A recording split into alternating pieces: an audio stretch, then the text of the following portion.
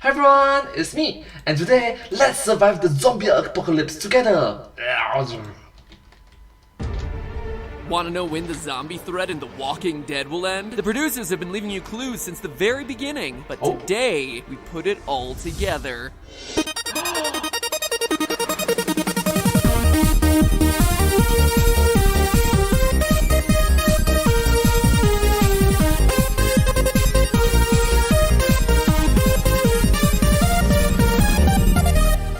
Hello Internet, welcome to Film Theory. Hello Internet, welcome to Film Theory, the brainiest YouTube series dedicated to film and TV, which, unfortunately, makes us a prime target come the zombie apocalypse. So you can bet I've been watching The Walking Dead, taking notes on how to survive in the event that happened. That's very important. How to survive the zombie apocalypse together.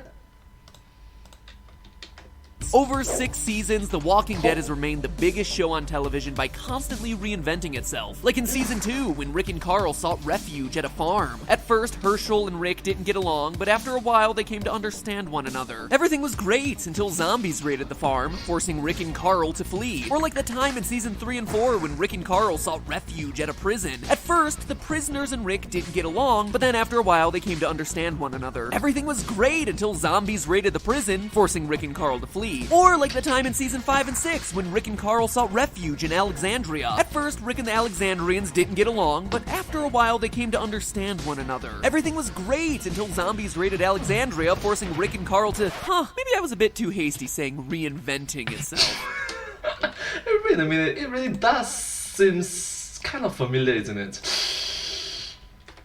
All ribbing aside though, are Rick, Carl, and the rest doomed to reenact the goriest version of Groundhog Day over and over again until they get careless and wind up trapped under a dead man in a zombie swarm? I mean, look how excited we got when Eugene said he had found a cure to the outbreak, and then we see how well that panned out. Are these survivors going to save the world by the end of the series? Hate to break it to you, but no, they won't. They're just average survivors trying to get by, not superhumans saving the world. But Superman! That's not to say they'll be permanently stuck in a zombie hellscape. In fact, I'm here to tell you today that the zombies won't be posing a threat much longer on The Walking Dead. That's right, zombies are going extinct, and that expiration date is approaching far sooner than you may realize. Now first, I need to address one big caveat. Not all zombies were made at the same time. Turning into a zombie is contingent on 2 factors: when you die and/or when you're bitten. But it's important to note that the overwhelming number of The Walking Dead zombies were turned in the first 2 months of the outbreak. How do we know this? Well, Rick wakes up 2 months after the outbreak began, and the world's already descended into a complete post-apocalyptic wasteland, with only clusters of survivors left. Cities are empty. You can go weeks without coming across another survivor. And as we learned from Dr. Jenner at the CDC at the end of the season, this is also true for the rest of the world. Even France is overrun by zombies. It was the French. So it's not just USA, it's a separate different country. What? They were the last ones to hold out as far as I know. Now, zombies gain their power through sheer numbers. It's these hordes that have plagued the remaining survivors from the very first episode where Rick gets trapped in a tank, surrounded by zombies, to the most recent season where Rick gets trapped in an RV, surrounded by zombies. But as much as I joke about repeated tropes in the series, it's these reinventing forms that have shown the most reliable changes. And these changes are our biggest clue to the way the whole series will end. Look closely at the evolution in the design of the zombie hordes across the seasons of the show. We start Season 1 with everyone pale and fairly well intact. By Season 3 and 4, they're looking pretty rough. And Seasons 5 and 6, these guys are faces only a zombified mother could love. Very clearly, the creative team of The Walking Dead has been consciously making the human zombies gradually look more and more grotesque every season. It's look more and more unlike a human. a conscious choice, but why? Well, it's not just for scare tactics. They're doing it because these zombies are actually decomposing. And like everything that decomposes, eventually they will be nothing more than a bundle of bones and dust. Based on this information, we can predict a timeline for when the series will end. The composition of a body is broken down into 5 general stages: initial decay, putrefaction, black putrefaction, butyric fermentation, and dry decay. Wow, there's 5 different types of decay. Over the course 5 different types of decomposition. To The Walking Dead 6 seasons, the zombie hordes have slowly progressed through these stages. In the first season, the zombies showed symptoms often associated with initial decay, or as it's referred to, the fresh stage of decomposition. Fresh Subway, stage. eat fresh. After the heart stops beating, the body goes into a complete meltdown, breaking down on the cellular level. During this fresh stage, the body's temperature drops. Since the heart stopped beating, all remaining blood in the body drains to the lower portions. The skin gets tighter, turns gray. The eyes begin to sink into the skull. In the first season of Walking Dead, most zombies we see fulfill a lot of these qualities. The first zombie Rick encounters is a gray little girl with sunken eyes. The zombie horde Rick hides from in the tank are also, you guessed it, pale with sunken eyes. Zombies from season 2 through 5 of The Walking Dead are emblematic of the second stage of decomposition, putrefaction, often referred to as the bloat stage. And it's not because they're feeling bloated after eating a bunch of carbs. Remember, these guys are a bunch of protein eaters. No, it's because gases start to accumulate in the body, causing it to swell, especially around the face. The eyes and tongue in particular start to protrude outwards. We're not quite to Arnold Schwarzenegger Total Recall levels of eye-poppingness, but we're close. The gases that accumulate in the body have nowhere to go, causing ruptures and tears in the skin, much the same as the proactive challenge skin of The Walking Dead Season 2 and Season 3 zombie hordes. It's also during this phase that the body's skin tone becomes marbled, revealing a pattern of blood vessels in the face, abdomen, and chest. Okay, so this is going to be very scientific and quite gruesome to watch. I'm sorry. Look across season 3 and you find yourself some USDA prime marbling. After 2 weeks, the skin becomes so loose that it can easily be pulled off of a corpse. Does that sound familiar? In season 5, Rosita grabs a zombie out of the woods and, that's right, pulls the skin right off. Which brings us to the third stage of decomposition, black putrefaction, which is even nastier than those first 2 stages combined. During black putrefaction, or as it's commonly referred to, active decay, the skin of the corpse turns black. The corpse then flattens out like a penny as all the gases escape. The internal organs liquefy, turning the body into a soupy fluid. Coming soon to an overpriced Whole Foods near you. Nope. Nope. That is a nope for me. Hey, it's organic, alright? In the past 6th season of The Walking Dead, zombies show clear signs of finally entering this third stage of decomposition, showing black discoloring of their face and torso. You can also see, or not see, that the eyes of many of these zombies have completely liquefied, leaving black empty chasms in their place. After this stage, things get pretty dull. During the 4th stage, butyric fermentation, aka advanced decay, the body and all remaining flesh dry out. And then finally, during the 5th stage, dry decay, all that remains of the body is just the bundle of bones. Now, you loyal theorists may be wondering, how do you time these post-mortem changes? So it went from human to zombie to skeleton, aka undead lah. It's not like people just lay bodies out in an open field and then watch them slowly decompose, right? Well, actually, that's exactly what happens. What? They're called body farms. But instead of growing plants, vegetables, or fruit, forensic investigators plant dead bodies and then watch them decompose over time. Which, little known fact, is 10 times more exciting than watching Season 2 of The Walking Dead.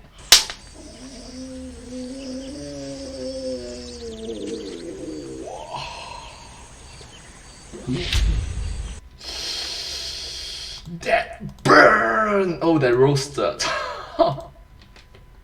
Body farms aid investigators in solving murders and establishing a time frame for the deceased. From this research, we know that the first stage of decomposition generally occurs between 0 to 3 days post-death. Putrefaction occurs 4 to 10 days, black putrefaction in 10 to 20 days, butyric fermentation within 20 to 50 days, and the 5th stage, dry decay, takes between 50 and 350 days post-death. There are a number of factors, though, that actually increase this rate of decomposition in a cadaver. First and Temperature. foremost, exposure to the elements. According to Casper's law of decomposition, wait, are you serious? Casper like the friendly ghost. Who comes up with these names? Scientists, real talk. I love the nerdy, tongue-in-cheek naming conventions that you use, but sometimes it's really hard to take you seriously when you're naming laws after children's cartoon characters or proteins after Sonic the Hedgehog. Anyway, A cartoon creator. Okay, a children's cartoon is actually quite friendly. Casper's law of decomposition states, quote, that a body left in the open air decomposes twice as fast as if it were immersed in water and 8 times faster than if it were buried underground, end quote. So those zombies What if it's buried under ice? Zombies, just by rising up out of the ground, have increased their rate of decomposition 8-fold. The second key factor here is temperature. Heat accelerates the rate of cellular breakdown and increases the rate of putrefaction. The hotter and more humid the temperature, the quicker the body will decompose. So obviously, the zombies on the show aren't decaying at the rate of a typical human body. But what exactly is this zombie decay rate? The Walking Dead up to season 6 has taken place over 552 days since the zombie outbreak began. A typical human cadaver would have decomposed twice over, at least, at this point. So given that season 6 depicts zombies in the latter days of black putrefaction, blackened skin, liquefied organs, which tends to happen around 20 days post-death in a normal cadaver, we can use this as correlative evidence to predict when complete zombie decay will occur. If 20 days equals the typical amount of time for a cadaver to reach black putrefaction, and the same process for the Walking Dead zombies is 552 days, then using some simple math, 20 over 552 equals 50 over x, the unknown complete dry decay for a zombie, we can predict that the zombies will have completely decayed in 1,380 days. This would be the complete life cycle of a zombie on The Walking Dead. On the Walking Dead series. Which means that we still have 828 days, a little over 2 years, until the zombies become nothing more than just dried up bones.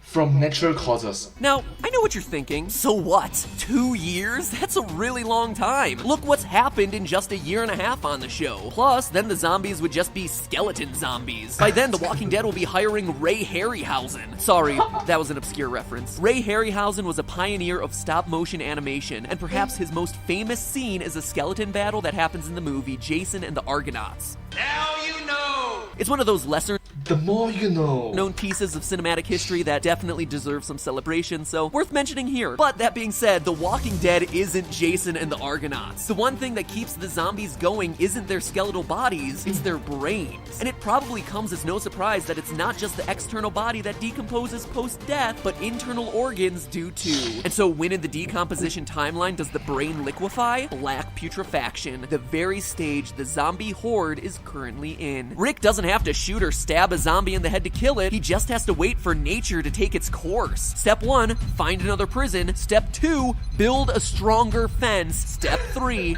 profit. So how long should Rick expect to be a dirty camper? At the CDC in season 1, Dr. Jenner shows them the onset of a zombie. Just a few more months of it, and you can look at the bright side, right? A few more months of suffering, and ta-da! Decades of freedom. So yeah, sounds good, right? Sounds like good. Per Dr. Jenner, zombies don't function on the entirety of their brain, just the brain stem.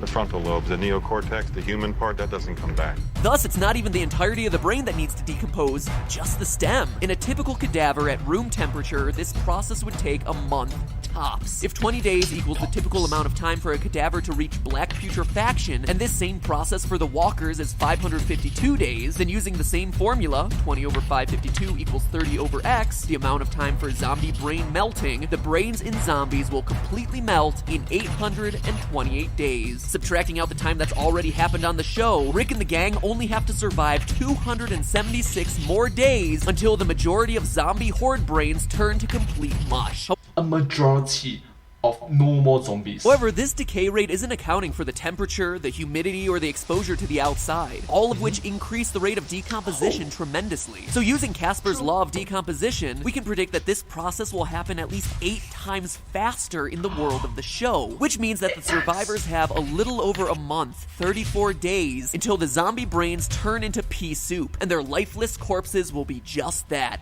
Lifeless corpses once more. And no more harm caused to humanity. If that isn't enough, look no further than the show itself. This past season has been set over the course of 2 days. Never before has the show jammed so much stuff into a 48-hour period. Why would the show slow its timeline down so much? Because the creators themselves know that the zombies are on borrowed time. If you need more proof, look at the location, Alexandria, Virginia. According to the Köppen climate classification system, Alexandria is classified by hot, humid summers and has a subtropical climate. So you would think think that the zombies would decompose quicker there, but remember, Rick and the gang came from Atlanta, Georgia, where seasons 1 through 4 were set, a substantially hotter and more humid climate. You think it's a coincidence that Rick and Carl are moving to colder temperatures? In Georgia, the zombies would probably have fully decomposed by now. The only way the writers can justify continuing the show is by A, slowing down the timeline to a halt, and B, moving the show to colder temperatures where zombies will decompose slower. So get ready for The Walking Dead Season 15 set over the course of 1 hour in a blizzard in Antarctica. Try as hard as you want, AMC writers, but there's no stopping the inevitable. It's not a question of if the zombies will go extinct, but a matter of when. Time is a zombie's biggest killer,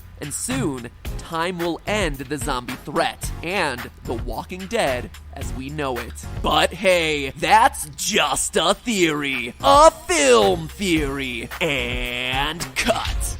And before you go, did you know that The Walking Dead has hidden references to the Roman Empire sprinkled throughout its various seasons? It's true. The parallels are actually fascinating. Fascinating. If you want to find out more, click here to check out a brand new video from my friends over at Wisecrack, where they're picking apart the series to uncover the deeper meaning hidden under its fleshy folds. In fact, here you go. Click their logo to check out the whole channel. If you're a fan of my theories, then you're gonna love their interpretations of all things pop culture, from The Matrix to Rick and Morty. So head on over and tell them Matt Pat sent you. They'll appreciate it. And finally, in case you missed it a couple weeks ago, here's a link to another theory I did on The Walking Dead, exploring how technically everyone on the series should be deaf. Not dead, deaf. It means Rick and the gang are literally the walking deaf.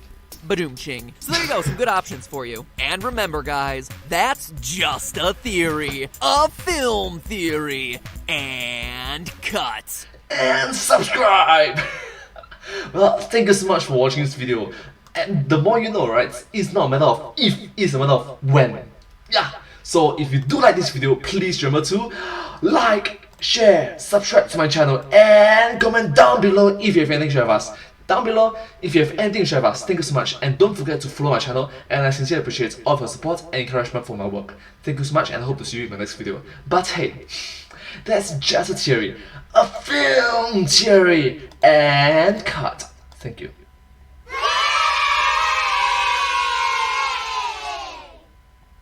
And I'll see you in my next video. Bye bye! Subscribe. Thank you so much. Thank you.